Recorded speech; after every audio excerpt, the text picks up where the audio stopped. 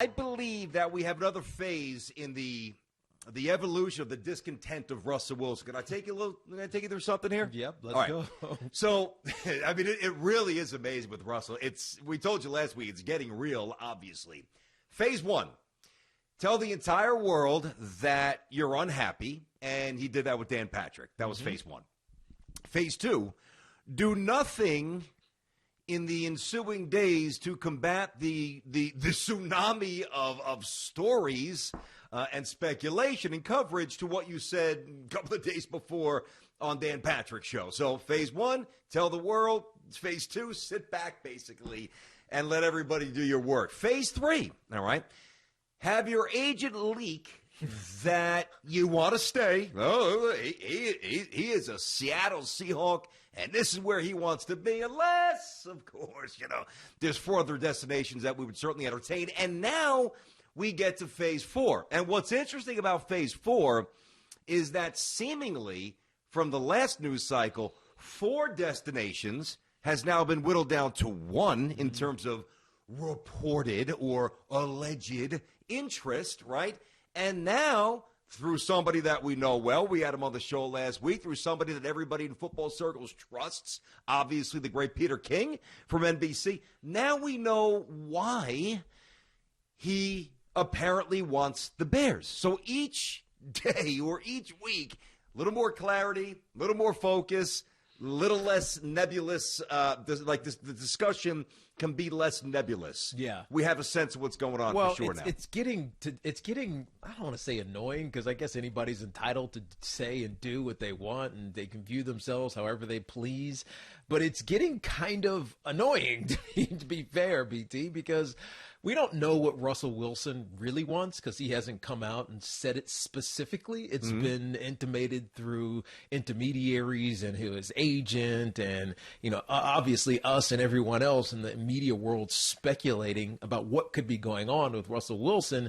But it feels like he has this obsessive control with his legacy, or wants to have this obsessive control with his legacy. And he knows that by staying in Seattle, they're unlikely to, jump through that Super Bowl window and win one again. And no matter how good he is, even if he does eventually get an MVP vote, when he stacks himself up against his peers 20 years from now, or whenever it is he retires and he's in the Hall of Fame, because he's going to be a Hall of Fame quarterback. Yep. But in his mind, he's going to be ticked lower than all of those guys in his peer group because he didn't accomplish X, Y, or Z, whatever it is he wants to accomplish. And it seems like now we know what that X, Y, and Z is. He wants to be known as a franchise savior, even though he kind of was that with Seattle. He was. Because I don't remember Seattle winning any Super Bowls before Russell Wilson, or even going. No, I think actually did. They did. They won. But anyways, I don't remember it. My point is, Russell Wilson has built a great legacy in Seattle, but it seemingly isn't good enough for him. And so he's looking elsewhere. Well, I tell you, I'm not really even that annoyed, because if he didn't go on the Dan Patrick show and say what he said and not end the interview with "Go Hawks," which we know is a staple, which he knew we would all deduce as, a deeper fracture within the franchise, the relationship that was strategically placed, or should I say strategically taken out of the interview. He's no dummy. He's a razor-sharp young man. His messaging's always on point. He's like a modern Jeter. That's the analogy that I used the other day on the show. Everything was incredibly, packaged in a way that you can control. Like Jeter never. The only time it got a little sideways, and nobody blamed him for this, was the Mariah Carey stuff. Like George didn't like, I guess they didn't like Mariah Carey. They didn't know if she was going to have a great influence, whatever. Other than that, I mean, there was nothing salacious. There was no even real public contractual squabbles. A little bit at the end when Cashman had to basically tell him you're no longer a superstar. The point being, Russell Wilson to me is the modern Derek Jeter in terms of messaging and how he presents himself. And while he hasn't directly said, to your point before, that he wants out of Seattle, everything that he told Dan is telling us that he wants out of Seattle, and we need to be smart enough to take him at his word. When you bag on teammates, you're basically saying, I don't really need to be here anymore. Yeah. That's what he's saying. Well, the reason it's... Believe him. Here's the reason it's annoying to me, BT, is because what happened to just being great at what you do and helping a team rise? LeBron James happened. That's what happened. Yeah, but that's basketball, But it's still an athlete. It's a contemporary. I understand it. He's an athlete, but it's a different sport where in the NBA, one guy can literally change a team's fortunes from average to well above average. And if you bring in another star, then there's a good chance you can win a championship. The NFL is not that way. It never has been, and it never will be that way. You have to be... Unless you're Tampa. Yeah, but they were already built. You know what I mean? Think about how good they were last year. They were been a number one defense against the run, at least, and in top 5 for the last couple of years. Yeah. The problem has been Jameis Winston's a turnover machine. And so they literally changed one guy in quarterback. Well, if they got Gronk and AB and all those other guys as well. But you know what I mean? They changed their quarterback, and it changed their fortunes. But that's rare. But did the Bears go 4-12 last year and I missed the memo? Not at all. The Bears were a playoff team. If they would have hit on that trick play, which is a great throw by Trubisky, who knows what happens in that game? We can sit here and say, but were they winning a championship? Well, no, I'm not saying, but I hear you. Were they winning the NFC? Were they winning the NFC? I don't know. So. If Russell Wilson's making those throws, they might. I mean, to sit here and say that the Bears are devoid, not that you're saying in general, completely off the radar of relevance. They were a playoff team in a stacked NFC with the Bucs, with the Saints, with Seattle, with the Rams. I mean, you had some teams. So we can't sit here and pretend that the Bears are just a dysfunctional mess. They may have been dysfunctional or at least misguided, better word, in how they moved up to get Mitch Trubisky and what their GM has done and their coach. We can have that conversation. But the Chicago Bears are not some floundering, inept franchise like my Jets have been. No, they're not. Not at all. But I think what he's saying is he wants to go someplace like Tom Brady did, like Peyton Manning did, and lift them to championship quality or championship caliber. And the reason I keep saying this annoys me, BT, is because you need to do that in Seattle. But he already did it. I know, but do it again. Hey, you know I don't think he feels respected. That's, I think, the origin of this, Deke. I don't think he feels respected. I don't know if I can agree with that. I'm not saying that I even know that to be fact, but everything he said, and intimated, it seems like there's just a lack of trust and or respect. Yeah, he believes, and this is what you've also heard, that Pete Carroll and his family, because his sons are coaches there, answer to no one. So it's basically Pete's way or no way, which, honestly, some of the best coaches in football, that's how it's been. Bill Belichick has been that way, right? Bill Parcells was certainly that way. Tom Coughlin was that way. And Andy Reid is likely that way as well, in a sense. And so I don't know if that's an anomaly or it's so foreign to successful coaches. But I think this goes down to what we talked about last week, BT. Russell Wilson wants to be an elite quarterback. He is. I know, but he wants to be viewed as an elite quarterback, not someone who relies on the run game to win a football game, not someone who relies on the defense to, cover up for, whatever it may be.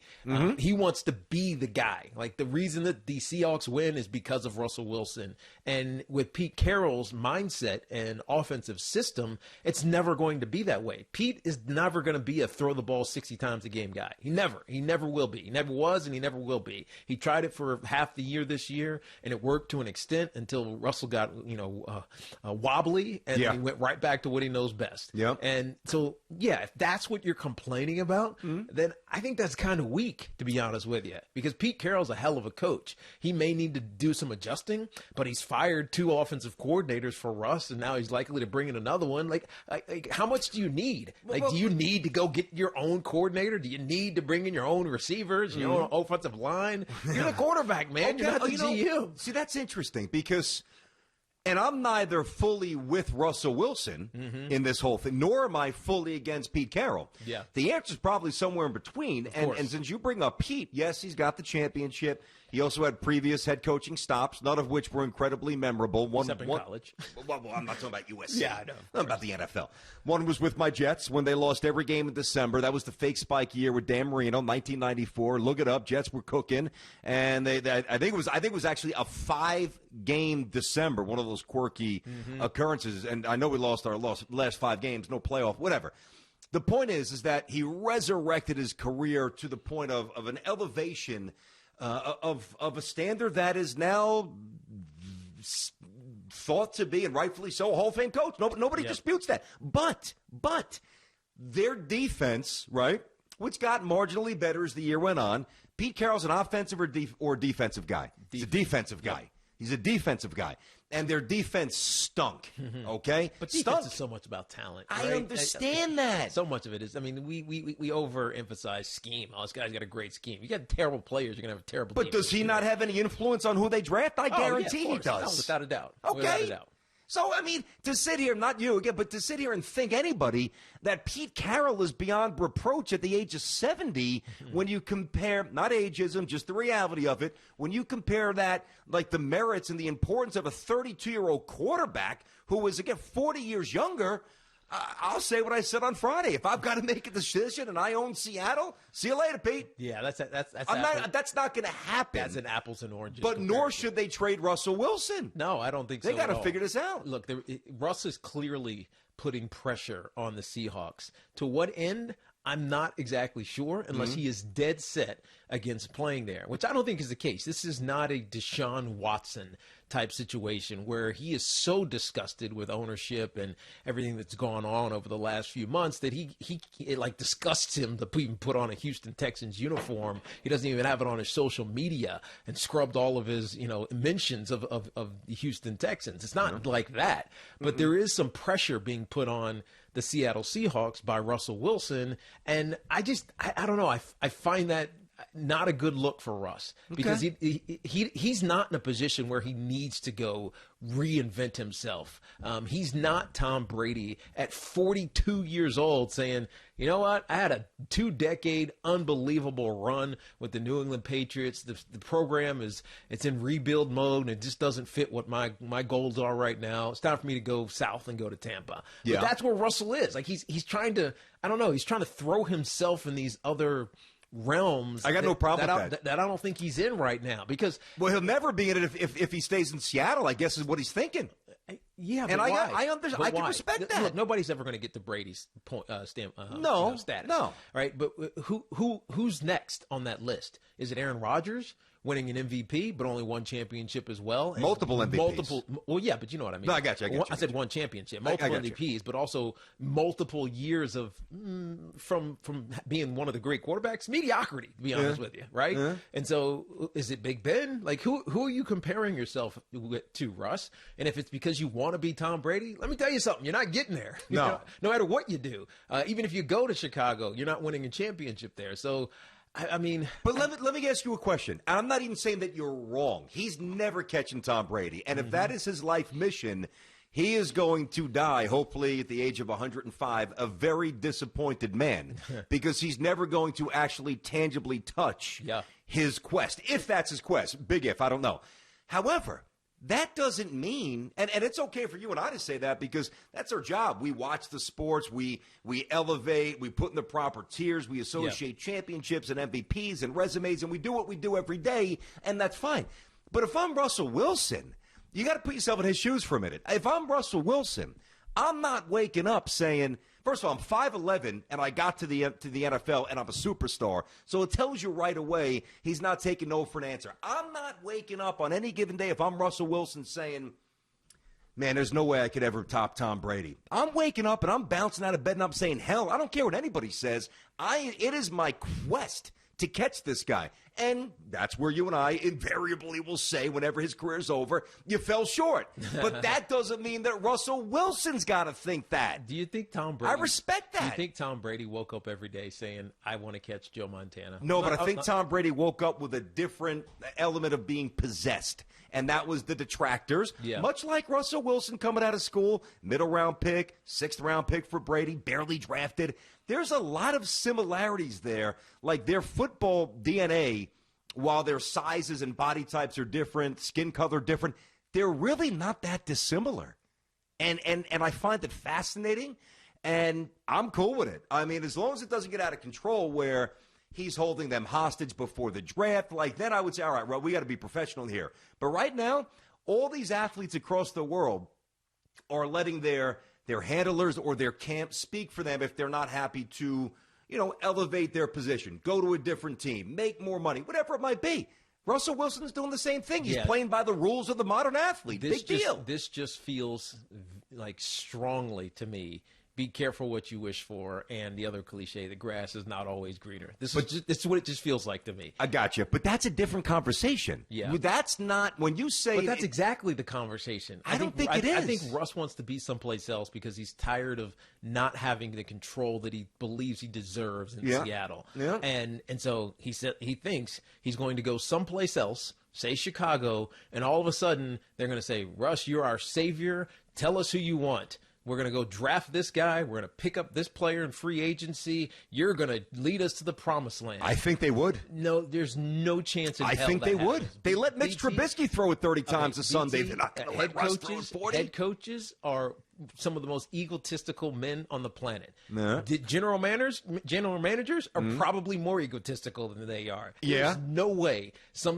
They don't even know Russ. Wait, Batik is going to let Russell Wilson, a quarterback who's being paid $35 million a year, come in and say, you're going to build our roster for us, and we're going to win a Super Bowl with you. It's just not going to. Unless you're a general manager who's hanging by a thread and is about to get fired, which Ryan Pace is. Yeah, I'm not buying that. Okay, it's interesting. I hear you. We're not going to solve it today. It's just every week, every couple of days, there's something with Russ, and it gets a little bit more detail, a little bit more well sourced, well chronicled. It's good stuff.